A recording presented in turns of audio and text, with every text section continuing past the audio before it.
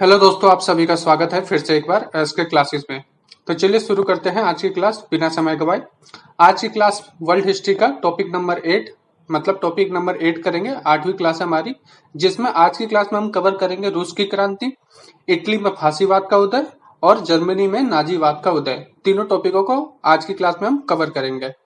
तो चलिए शुरू करते हैं आज की क्लास। इससे पहले अगर आपने हमारी पुरानी वीडियो वर्ल्ड हिस्ट्री की नहीं देखी है तो उन वीडियो का लिंक मैं डिस्क्रिप्शन में दे दूंगा, आप उनको भी देख सकते हैं, जिसमें हमने अधिकतर वर्ल्ड हिस्ट्री का कवर कर लिया है। एक दो पॉइंट और बचे हैं, टॉपिक बचे हैं, मतलब उनको भी हम एक दो क्लास में कंप्लीट कर लेंगे। हमारी वर्ल्ड हिस्ट्री एक दो दिन में कंप्लीट हो जाएगी। ठीक है जी। तो अगर आपने वो सब वीडियो नहीं देखा है तो वो जरूर देख लेना। और आप सभी से एक आज की क्लास शुरू करने से पहले एक छोटी सी रिक्वेस्ट कि अभी तक आपने हमारे चैनल को सब्सक्राइब नहीं किया है तो प्लीज चैनल को सब्सक्राइब कर लें और वीडियो को लाइक एंड शेयर कर दें, क्योंकि वर्ल्ड हिस्ट्री के बाद हम हिस्ट्री और ज्योग्राफी भी पूरी तरीके से कवर करेंगे। तो चलिए शुरू करते हैं आज की क्लास बिना समय गवाए। तो पहला टॉपिक देखते हैं रूस की क्रांति। रूस की क्रांति वर्ष 1917 में हुई, मतलब 1917 में हुई। रूसी क्रांति का तत्कालीन कारण प्रथम विश्व युद्ध में रूस की पराजय थी। और उनका तत्कालीन मतलब उनकी रूस में क्रांति का कारण क्या था, तो उनका प्रथम विश्व युद्ध में पराजित होना। ठीक है, आगे देखते हैं। रूस में निरंकुश तानाशाही जार निकोलस द्वितीय को 15 मार्च 1917 को जन विद्रोह के चलते गद्दी छोड़नी पड़ी। और जो निकोलस वहां का तानाशाह कौन था, रूस का जार्स निकोलस द्वितीय, उसको क्या करना पड़ा, तो 15 मार्च 1917 को अपनी गद्दी छोड़नी पड़ी। ठीक है, इस प्रकार रूस में निरंकुश राजशाही का अंत हुआ। और इसका प्रकार क्या हो गया, तो रूस में राजशाही का अंत हो गया। ठीक है जी। उसने अपनी गद्दी कब छोड़ी, जार्स निकोलस द्वितीय ने, तो 15 मार्च 1917 को। डेट मोस्ट इंपोर्टेंट होता है, आप सभी को याद करते हुए चलना है। ठीक है, अब देखते हैं आगे। आगे अगला पॉइंट है कि रूस में साम्यवादी पार्टी का क्रांति के बाद वैचारिक मतभेदों के कारण दो भागों में बट गई, मतलब दो भागों में वो विभाजित हो गई। ठीक है, एक अल्पमत वाला दल मेंशेविक कहलाया, जिनका नेता केरेस्की केरेस्की था, और दूसरा बहुमत वाला दल वेलसविक कहलाया, जिसका नेता लेनिन था। ठीक है जी, मतलब जब साम्यवादी पार्टी जो थी वो कितना भागों में बट गई, तो दो भागों में। एक दल क्या कहलाया, तो मेंशेविक कहलाया, और दूसरा क्या कहलाया, वेस्लविक कहलाया। ठीक है जी। और इन दोनों के नेता कौन थे, तो एक का नेता था केरेस्की और दूसरे का नेता कौन था, तो लेनिन। ठीक है, अब देखते हैं आगे। आगे है कि जारशाही की समाप्ति के बाद सत्ता मेंशेविकों के हाथ में गई। किसके हाथ में चली गई, तो जब दो भागों में बट गया तो सत्ता किसके हाथ में चली गई, तो मेंशेविकों के हाथ में चली गई, जिसका प्रधानमंत्री कौन था, तो केनिस्की था। ठीक है, परंतु यह सरकार जनता की समस्याओं का निवारण ना कर पा सकी। और वो क्या कर, जो मेंशेविक की सरकार थी वो क्या कर, मतलब जो उसका प्रधानमंत्री था केरेस्की, वो क्या जनता की समस्याओं का समाधान नहीं कर सकी, जिसके चलते लेनिन के नेतृत्व में वेलसविकों की के बल के प्रयोग के कारण वहां पे सत्ता पलट गई। और उनकी सत्ता किसके पास चली गई, तो वेलसविकों के पास चली गई। कब चली गई, तो 7 नवंबर 1917 को। ठीक है जी। और नहीं, केनेस्की को 7 नवंबर 1917 को क्या, तो देश छोड़ना पड़ गया। किसको देश छोड़ना पड़ गया, तो कैरेल्स्की को। किसको, तो कैरेल्स्की को अपना देश छोड़ना पड़ेगा। कब, तो 7 नवंबर 1917 को, याद रखिएगा। ठीक है, आगे है लेनिन के नेतृत्व में वेल्स्को ने नई सरकार का गठन किया। उन्होंने क्या किया, तो नई सरकार का गठन किया। ठीक है, आगे है कि यह साम्यवादी शासन का पहला प्रयोग रूस में ही हुआ। ट्रस्की को विदेश मंत्री बनाया गया। और ट्रस्की जो था, मतलब ट्रस्की जो था उसको क्या बनाया गया, ट्रस्की को तो विदेश मंत्री बनाया गया। ठीक है, जितना भी इंपॉर्टेंट पॉइंट है रूस की क्रांति से संबंधित सिर्फ हमने उन्हीं को लिया है। ठीक है, एक की रिवीजन कर लेते हैं। रूसी क्रांति कब शुरू हुई, तो 1917 में शुरू हुई। किसके कारण, तो उनका कारण क्या था रूस की क्रांति का, तो प्रथम विश्व युद्ध में रूस की पराजय के उनका तत्कालीन कारण था। ठीक है, रूस में तानाशाही जो जो मतलब शासन था वो कौन कर रहा था, तो जार निकोलस द्वितीय कर रहा था। और उसको अपनी गद्दी कब छोड़नी पड़ी, तो जन विद्रोह के कारण उसको अपनी गद्दी 15 मार्च 1917 को छोड़नी पड़ी। ठीक है, जिसके कारण रूस में राजशाही का अंत हो गया, तानाशाही राजशाही का अंत हो गया। रूस में साम्यवादी जो पार्टी थी उसमें क्या हो गया, वैचारिक मतभेद हुए, जिसके कारण वो पार्टी कितना भागों में बट गई, तो 2 भागों में बट गई। ठीक है, और दोनों भागी मतलब 2 भागों में बट गई। एक भाग क्या कहलाया, तो मेंशेविक कहलाया, जिसका नेता कौन था, तो केरेस्की था। और दूसरा पार्टी क्या कहलाई, तो बलेस्विक कहलाई, जिसका नेता कौन था, तो लेनिन था। ठीक है, इतना हो गया मतलब। और उसके बाद क्या हुआ, जो मेंशेविकों का दल था, प्रधानमंत्री केरेस्की का था, वो क्या कर पाया, वो जब जनता की समस्याओं का नहीं निपटा पाया, तो उसने क्या किया, तो सत्ता किसने हाथों में ले ली, तो लेनिन ने अपनी सत्ता हाथों में ले ली। और जो 7 नवंबर 1917 को जो केरेस्की था, उसको क्या करना पड़ा, तो अपना देश छोड़ के जाना पड़ा 7 नवंबर 1917 को। ठीक है जी।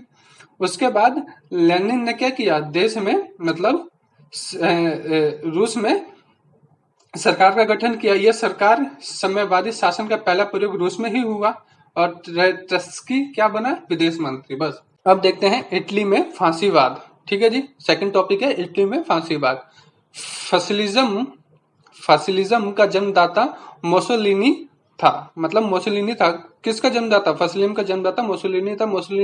मोसोलिनी के दल का नाम फशिस्टवाद था। सर्वप्रथम फसिलिज्म का उदय इटली में हुआ था, मतलब फांसीवाद। फसिलिज्म का मतलब क्या है, फांसीवाद का उदय कहाँ हुआ था, तो इटली में हुआ था। और ये किसने किया था, तो मोसोलिनी द्वारा किया गया था।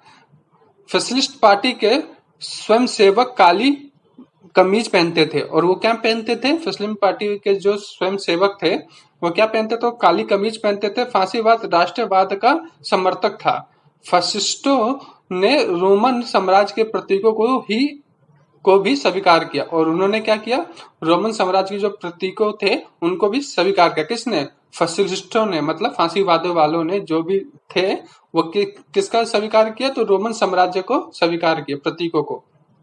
आगे देखते हैं कि वर्ष 1919 में मुसोलिनी ने फैसिस्ट पार्टी की स्थापना की थी। कब की थी, मोस्ट इंपोर्टेंट पॉइंट हो सकता है ये, कि फैसिस्ट पार्टी की स्थापना कब हुई, तो 1919 में हुई। और किसने की, तो मुसोलिनी ने की। ठीक है, प्रारंभ में मुसोलिनी की पार्टी को बहुत कम स्थान प्राप्त हुए, परंतु उसने जल्द ही छल कपट एवं कूटनीति से इटली की सत्ता पर कब्जा कर लिया और इटली का तानाशाह बन गया। मतलब सबसे पहले उसको जो फैसिस्ट पार्टी उसने स्थापना की थी 1919 में, उसमें क्या हुआ, उसको कम सीट प्राप्त हुई, मतलब कम स्थान पे वो आया। लेकिन उसने क्या किया, छल कपट कूटनीति के कारण उसने क्या कर लिया, इटली में अपनी सत्ता मतलब कब्जा कर लिया, सत्ता पर कब्जा कर लिया, और वहां का तानाशाह बन गया। ठीक है, यहाँ तक क्लियर है। अब देखते हैं आगे। वर्ष 1935 में मुसोलिनी ने अबिसीरिया पर आक्रमण कर राष्ट्र संघ की अवहेलना प्रारंभ कर दी। और उसने क्या कर दिया, तो राष्ट्र संघ जो थे बना हुआ था देशों का ग्रुप, उसकी क्या कर दी, उसने अवहेलना करना शुरू कर दिया। ठीक है जी, आगे देखते हैं कि वर्ष 1936 में मुसोलिनी ने जर्मनी और जापान के साथ मिलकर रोम बर्लिन टोक्यो धुरी का निर्माण किया। और उसने क्या किया, तो रोम बर्लिन टोक्यो धुरी का निर्माण किया। मुसोलिनी के समर्थक में ड्यूस कहते थे, और उनके समर्थक उसको क्या कहते थे, तो ड्यूस। 1936 में, मतलब मोस्ट इंपोर्टेंट पॉइंट क्या है इसमें, 1936 में उसने क्या किया, जापान और जर्मनी के साथ मिलकर रोम बर्लिन टोक्यो धुरी की निर्माण किया। बस, रोम बर्लिन धुरी का निर्माण किसने किया, तो मुसोलिनी ने किया। कब किया, तो 1936 में। ठीक है जी, और जो उसके समर्थक थे उसको क्या कहते थे, तो ड्यूस कहते थे। ठीक है, आगे देखते हैं कि द्वितीय विश्व युद्ध के दौरान मुसोलिनी ने 10 जून 1939 को मित्र राष्ट्रों के खिलाफ जंग की घोषणा की। और उसने क्या किया, 10 जून 1939 को उसने मित्र राष्ट्रों के खिलाफ जंग की घोषणा की। किसने, मुसोलिनी ने। ठीक है, आगे देखते हैं कि द्वितीय विश्व युद्ध के पश्चात इटली के युद्ध में पराजित होने पर मुसोलिनी के समर्थकों ने उसे गोली मार दी।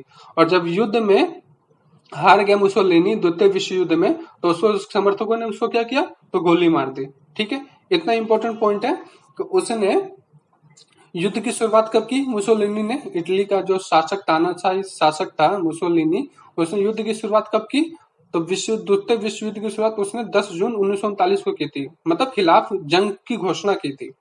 द्वितीय विश्व युद्ध तो चल ही रहा था, उसने जंग की घोषणा कर दी कब, तो 10 जून 1939 को। ठीक है, बस इतना मोस्ट पॉइंट, मतलब इंपॉर्टेंट पॉइंट है जो मैंने आपको बता दिया। और उसी के समर्थकों ने उसे क्या मार दी, गोली मार दी। क्यों? क्योंकि वो मतलब इटली की तरफ से वो पराजित हो गया था। ठीक है, अब देखते हैं आगे। अब देखते हैं जर्मनी में नाजीवाद का उदय। हमने 2 टॉपिक पहले कंप्लीट कर लिया, रूस की क्रांति, इटली का फांसीवाद। अब देखते हैं जर्मनी का नाजीवाद। ठीक है, नाजीवाद का उदय। तो देखते हैं, पहला पॉइंट है कि जर्मनी में नाजी दल का उदय हिटलर के नेतृत्व में हुआ। मोस्ट इंपॉर्टेंट पॉइंट है कि नाजी दल का उदय किसके नेतृत्व में हुआ? तो हिटलर के। नाजीवाद वास्तव में फांसीवाद का ही जर्मन रूप था। अभी हमने पिछली क्लास में मतलब पिछले टॉपिक में पढ़ा कि इटली में फांसीवाद था, तो उसी का जर्मन रूप क्या था? नाजीवाद। ठीक है, आगे देखते हैं कि हिटलर प्रथम विश्व युद्ध के दौरान जर्मनी की सेना में भर्ती हुआ, परंतु युद्ध के उपरांत अन्यायपूर्ण व्यास की संधि से काफी दुखी हुआ और उसने जर्मन वर्कर्स पार्टी की सदस्यता ग्रहण की। हिटलर जब प्रथम विश्व युद्ध चल रहा था तो वो कौन सी सेना में भर्ती हुआ? तो जर्मनी सेना में भर्ती हुआ। और जब जर्मनी युद्ध में पराजित हुई प्रथम विश्व युद्ध में, तो उसने कौन सी संधि से हुई थी? तो व्यास की संधि से। हमने पिछली क्लास में पढ़ा था। ठीक है जी, तो उससे क्या हुआ? तो हिटलर बहुत दुखी हुआ और उसने दुखी के कारण क्या किया? जर्मन वर्कर्स पार्टी की सदस्यता ग्रहण कर ली। ठीक है, अब देखते हैं आगे। आगे है कि हिटलर ने बाद में जर्मन वर्कर्स पार्टी का नाम बदलकर, जो जर्मन वर्कर्स पार्टी था उसका नाम बदलकर उसने क्या कर दिया? तो national socialist German worker party रख दिया। ठीक है, उसने नाम बदलकर मतलब क्या कर दिया? National socialist German worker party. ठीक है, यही पार्टी नाजीवाद के नाम से प्रसिद्ध हुई और यही पार्टी आगे चलकर किस नाम से प्रसिद्ध हुई? तो नाजीवाद के नाम से। ठीक है जी, अब देखते हैं आगे। आगे है कि हिटलर के समर्थक उसे फ्यूरर कहकर पुकारते थे और हिटलर के समर्थक उसे क्या कहते थे? फ्यूरर। हिटलर ने अनुयायी बाह पर स्वास्तिक चिन्ह लगाते थे और उसके अनुयायी जो थे वो बाह पे क्या लगाते थे? मतलब हाथों पे तो बाह का मतलब बाह पर स्वास्तिक का चिन्ह लगाते थे। ठीक है, रेड कलर का पट्टा होता था, उस पर स्वास्तिक बना होता था। ठीक है, आगे देखते हैं कि हिटलर वर्ष 1933 में जर्मनी का चांसलर नियुक्त हुआ। मोस्ट इंपोर्टेंट पॉइंट है कि जर्मनी का चांसलर हिटलर कब बना? तो 1933 में। ठीक है, याद रखना 1933 में जर्मनी का चांसलर बना कौन? हिटलर। अगले ही वर्ष 1934 में वो जर्मनी का तानाशाह बन गया और 1 साल के बाद वो क्या बन गया? जर्मनी का तानाशाह। ठीक है, आगे है कि हिटलर का प्रमुख नारा था एक राष्ट्र एक देश एक नेता। और हिटलर का प्रमुख नारा क्या था? एक राष्ट्र एक देश एक नेता। ठीक है, ये पूछ सकता है, इंपॉर्टेंट है कि चांसलर कब बना और तानाशाह कब बना। तो 1933 में वो चांसलर बना और 1934 में वो तानाशाह बना। ठीक है, हिटलर का प्रमुख नारा भी हमने देख लिया, एक राष्ट्र एक देश एक नेता। आगे है कि हिटलर की आत्मकथा का नाम मेन कैंप था, मतलब मेरा संघर्ष। यह उसने 1923-24 में जेल में लिखी थी। हिटलर यहूदियों से नफरत करता था। और हिटलर किससे नफरत करता था? तो यहूदी जो थे उनसे नफरत करता था। और इसने बुक कब लिखी थी? तो 1923-24 में। और उसके बुक का क्या नाम था? तो मेन कैप। ठीक है, आगे देखते हैं। 1 सितंबर 1939 को हिटलर ने पोलैंड पर आक्रमण किया, जिसके परिणाम स्वरूप दूसरा विश्व युद्ध की शुरुआत हुई। और दूसरे विश्व युद्ध की शुरुआत कब हुई? जब हिटलर ने पोलैंड पर आक्रमण किया। कब किया था? तो 1 सितंबर 1939 को। ठीक है, ये इंपॉर्टेंट क्वेश्चन हो सकता है, पॉइंट इसको याद कर लेना कि दूसरे विश्व युद्ध की शुरुआत कब हुई?